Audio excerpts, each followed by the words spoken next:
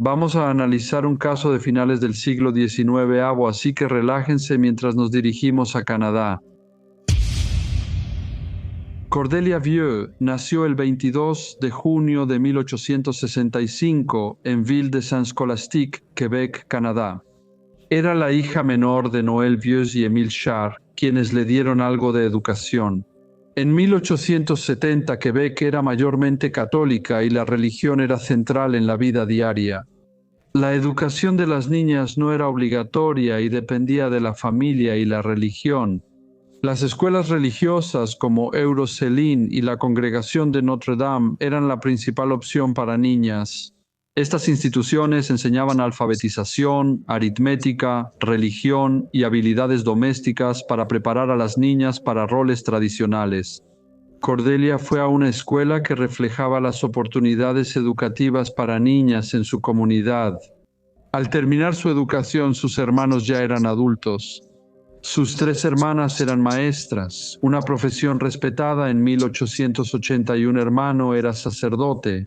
Cordelia, la más joven, era querida, cuidada y apoyada por su familia.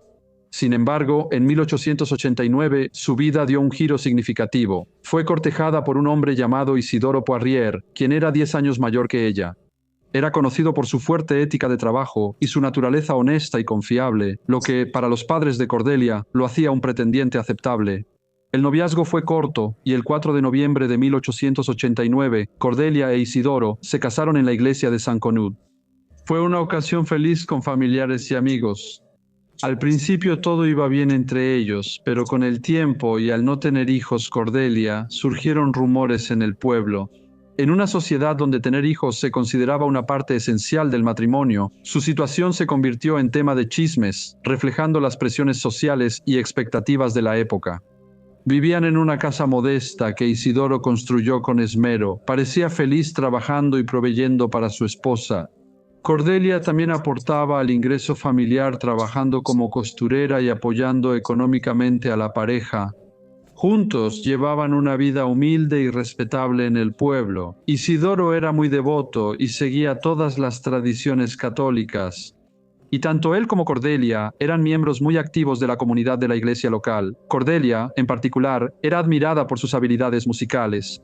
Era una talentosa organista que solía tocar en los servicios de la iglesia, lo que la hacía un miembro valioso y motivo de orgullo para la congregación.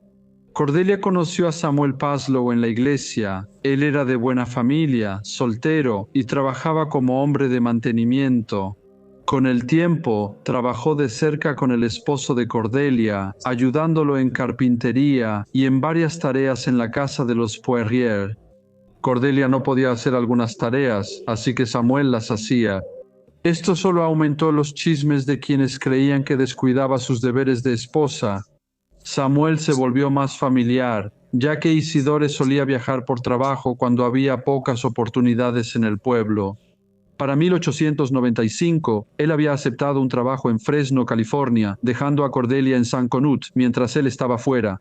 El padre Pinot, el párroco, le envió una carta pidiéndole volver a casa. El sacerdote escribió: «Estimado señor, regrese de inmediato con su esposa o dígale que lo siga, padre». Pinot evitó acusaciones directas, pero insinuó problemas matrimoniales. El mensaje subyacente era inconfundible, y había muchos rumores en el pueblo sobre Cordelia y Samuel. Sin embargo, Isidoro no parecía tomar en serio estas acusaciones. Le respondió al sacerdote y simplemente escribió: «Señor, creo que conozco a mi esposa mejor que usted». Como suele suceder en comunidades unidas, los chismes se difundieron rápidamente. Muy pronto, todo el pueblo hablaba de Cordelia Poirier y Samuel Parslow y de lo felices que se veían juntos. Samuel, nacido en 1863, era mucho más cercano en edad a Cordelia que a su esposo. Como Isidore solía ausentarse semanas, muchos en el pueblo pensaban que Cordelia y Samuel tenían una relación que superaba los límites sociales y morales aceptados. Cuando Isidore regresó, su relación con su esposa parecía normal, aunque los chismes seguían. Aunque Isidore trabajaba mucho y era dedicado, la pareja tenía problemas económicos y muchas deudas. La tensión empeoró su relación, agravada por la creciente dependencia de Isidore al alcohol. Su consumo de alcohol, las presiones de su trabajo y la inestabilidad financiera de la pareja solo sirvieron para ampliar la brecha emocional entre él y Cordelia. Claro, los chismes decían que Isidore bebía solo por las supuestas infidelidades de su esposa. El 21 de noviembre de 1897, Isidore descansó en casa en San Canute tras una larga semana de trabajo. Se quedó en casa sin ser molestado mientras su esposa Cordelia seguía su rutina dominical. Ella fue a la iglesia y saludó a Samuel Parslow. Luego de que la congregación se dispersó, Cordelia y Samuel volvieron a la casa de los Poirier. Aunque era media tarde, su visita fue corta. Cordelia se fue poco después a la casa de sus padres, mientras que Samuel se dirigió a atender las necesidades de su madre anciana. Cordelia pasó la noche en casa de sus padres y volvió al pueblo al día siguiente. Al encontrar su casa cerrada, fue a la iglesia. Como estaba programado para tocar el órgano en una boda, era la única persona en la parroquia dispuesta a hacerlo gratis. Su aporte a la iglesia era muy valorado por la congregación y el clero. Su talento y generosidad dieron belleza y reverencia a los servicios, bodas y eventos, volviéndola esencial en la comunidad católica. A pesar de sus desafíos personales, Cordelia siempre estaba comprometida a ayudar con las actividades religiosas. Después del servicio regresó a casa, pero al llegar encontró la puerta cerrada y no pudo entrar. Esto fue realmente muy extraño y Cordelia parecía ponerse un poco inquieta. Después de unos momentos, buscó ayuda de su vecino, un hombre llamado Noé Bouvré, quien trabajaba como herrero. Él logró entrar por la ventana y abrir la casa desde adentro. Cordelia, en vez de entrar, le pidió que revisara los cuartos. Parecía vacilante y nerviosa, como si temiera lo que encontrarían. El señor Bouveret miró, pero al entrar al dormitorio vio una escena horripilante. El cuerpo de Isidore yacía inmóvil en la cama, con la garganta cortada y un cuchillo de carnicero junto a él. La habitación tenía claras señales de pelea, sangre en paredes y piso y muebles volcados. Y había evidencia de que Isidore había estado bebiendo antes de encontrar su trágico final, lo que sugería que el alcohol pudo haber jugado un papel en los acontecimientos que llevaron a su trágica muerte. La escena dejó a Cordelia tan abrumada que no pudo explicar lo ocurrido. Su conmoción la dejó casi sin palabras. La policía fue contactada y pronto llegó para examinar la escena. Dudaron si Isidoro se autoinfligió las heridas con los investigadores presentes. Cordelia, ya viuda, recibió consuelo de los vecinos. Ella les confesó que su esposo había estado bebiendo mucho en los últimos días y que no se había estado comportando como él mismo. Tratando de entender lo ocurrido, expresó que creía que él se había quitado la vida. La causa de muerte de Isidoro fue aceptada y los periódicos informaron al día siguiente que murió por su propia mano. Sin embargo, al analizar más, los investigadores hallaron inconsistencias en las pruebas. La brutalidad de las heridas, la presencia del cuchillo de carnicero colocado cerca de la puerta, apuntaban más hacia un acto criminal que hacia una autolesión. También encontraron la huella de un zapato de mujer marcada en las tablas del piso manchadas de sangre. Los investigadores, aunque callados, creían que Isidoro fue asesinado de manera deliberada y brutal. La señora Poirier, la madre del difunto, les dijo a los oficiales lo profundamente impactada que estaba por las revelaciones en torno a la muerte de su hijo. Vivía con 2 hijas que trabajaban en una fábrica de botas y zapatos y tenía 3 hijos ya casados. Ella dijo que Isidoro era trabajador, sobrio, de buen carácter y sin malos hábitos. Ella afirmó que, aunque él no se quejaba de su esposa, sospechaba que su matrimonio era infeliz. Ella contó que llevaba más de 4 años sin ver a su nuera y pensaba que era por la falta de interés de Cordelia en relacionarse con la familia. Los oficiales consideraron que su declaración aumentaba el misterio y la tragedia de la muerte prematura de su hijo. El examen post-mortem confirmó que Isidore Poirier fue brutalmente asesinado, causando miedo e indignación. En el pequeño y aislado pueblo de Saint-Quenu, la comunidad quedó en shock al conocerse los trágicos detalles de la violencia. Su sorpresa creció aún más cuando, el 25 de noviembre, las autoridades arrestaron a Cordelia Polliere y Samuel Parslow por el crimen. Ambos fueron llevados a la estación de policía, negaron el delito y afirmaron no tener relación con la muerte de Isidore Poirier. Mantuvieron esta pretensión, pero después de mucha persuasión por parte del detective McCaskill, Cordelia cambió su versión y admitió saberlo. Samuel Parslow planeó asesinar a su esposo, pero aseguró que no participó directamente en el acto. Relató calmada y directamente su versión. Dijo que Samuel Parslow la presionaba desde enero para que matara a su esposo. Mencionó que hablaron del tema varias veces. En octubre, Samuel fue a Montreal y compró un revólver. Pero cuando se lo mostró, Cordelia se opuso a usarlo porque temía que el ruido atrajera atención. Luego dijo que, una semana antes del crimen, Samuel había afilado un cuchillo de carnicero y dijo que iba a usar ese. Cordelia dijo que le aconsejó no matar a su esposo, advirtiendo que era inevitable que la atraparan. Aunque protestó, dijo que estaba segura de que él lo intentaría. La tarde del crimen, Cordelia comentó que salió de su casa para visitar a su padre y no mencionó nada específico con Samuel sobre el plan. Ella dijo a los oficiales que creía firmemente que la vida de su esposo terminaría pronto. La mañana siguiente, al volver a casa y ver a Samuel, le dijo al detective que él la miró, sonrió y le dijo en francés, «Je l'ai fait», que es «lo he hecho». Cordelia afirmó que ahí supo que asesinaron a su esposo. Ella continuó diciendo que cuando llegó a su casa no pudo entrar, así que en su lugar se dirigió a la iglesia para tocar el órgano en su boda. Mientras le contaba esto al detective McCaskill, expresó frustración por su encierro, diciendo que no entendía por qué la detenían, ya que era desconocido para ella. Estas omisiones mostraron su implicación. Luego el detective McCaskill la convenció de repetir la historia ante otros oficiales. Este testimonio mostró inconsistencias y una indiferencia preocupante. Cuando le preguntaron qué era un cómplice en un asesinato, dijo, «Alguien que sostiene a un hombre mientras otro lo mata». Esta respuesta solo evidenció su complicidad y falta de remordimiento.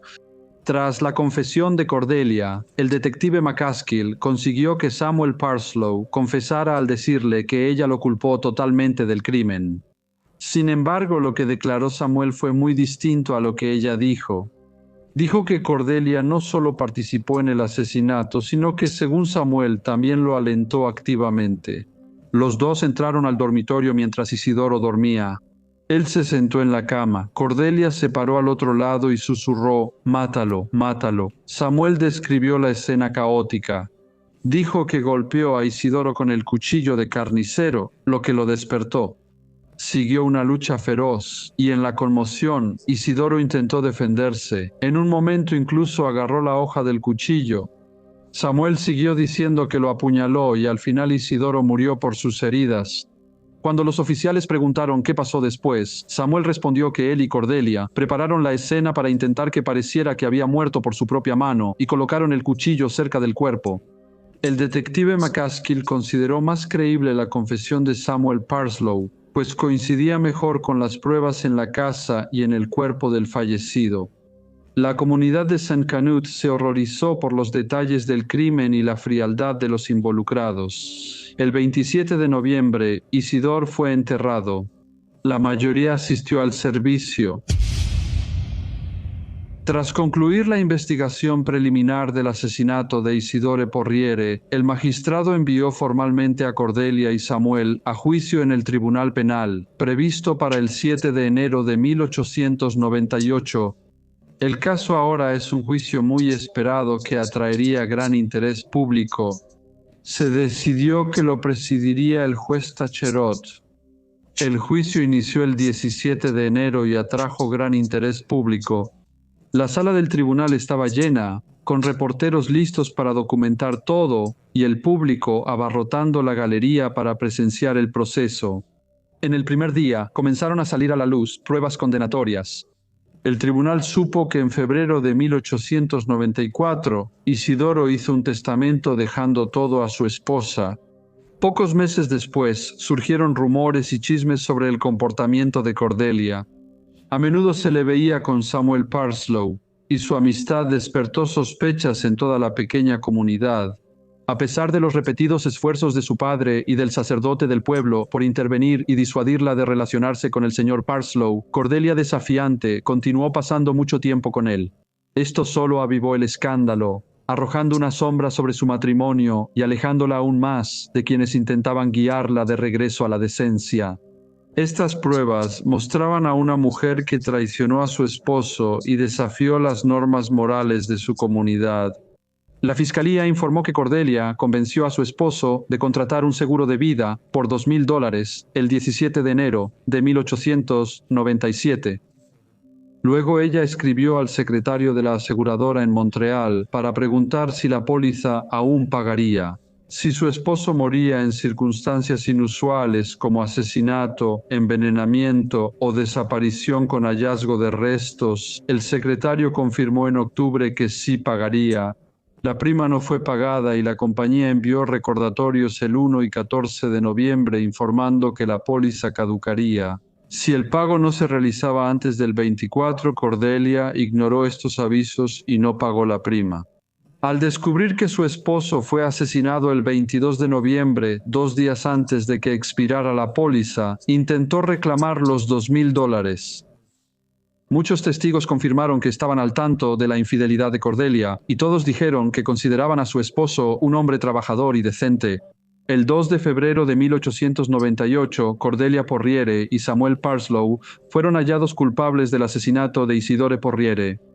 Antes de ser sentenciados, hubo una disputa legal sobre la validez de las confesiones, cuestionadas por el método usado para obtenerlas. El tribunal decidió que las confesiones no serían prueba, así que ambos acusados tendrían nuevos juicios. El nuevo juicio de Cordelia comenzó el 5 de diciembre de 1898 y duró 11 días. Aunque hubo disputas legales y nuevo escrutinio, el resultado no cambió. Fue declarada culpable de asesinato y sentenciada a la horca. El juicio de Samuel inició el 19 de diciembre y atrajo a una multitud bulliciosa. La sala del tribunal estaba tan llena de espectadores que, al empujarse y gritar, varias mujeres resultaron heridas en el caos. El juicio terminó el 29 de diciembre y, pese al apoyo público, el jurado lo declaró culpable tras 2 procesos. Se presentó una petición solicitando clemencia para Samuel Parslow, ya que parecía que el jurado y el público tenían sentimientos encontrados sobre su culpabilidad. Sin embargo, el juez dictó una sentencia dura e inamovible. Describió al señor Parslow como un hombre que había caído bajo la influencia de una mala mujer, a quien ayudó a asesinar a su esposo. Él también fue condenado a muerte. Tanto Cordelia como Samuel apelaron los veredictos, pero estas apelaciones fueron rechazadas. A las 8 de la mañana del viernes 10 de marzo de 1899, Cordelia Porriere y Samuel Parslow fueron ahorcados en la cárcel de Saint Scholastique. Ambos fueron enterrados después en un cementerio de Saint-Conut. Hola a todos, gracias por escuchar. Como siempre, por favor, dejen cualquier comentario o retroalimentación que tengan y espero verlos a todos de nuevo en el próximo Briefcase.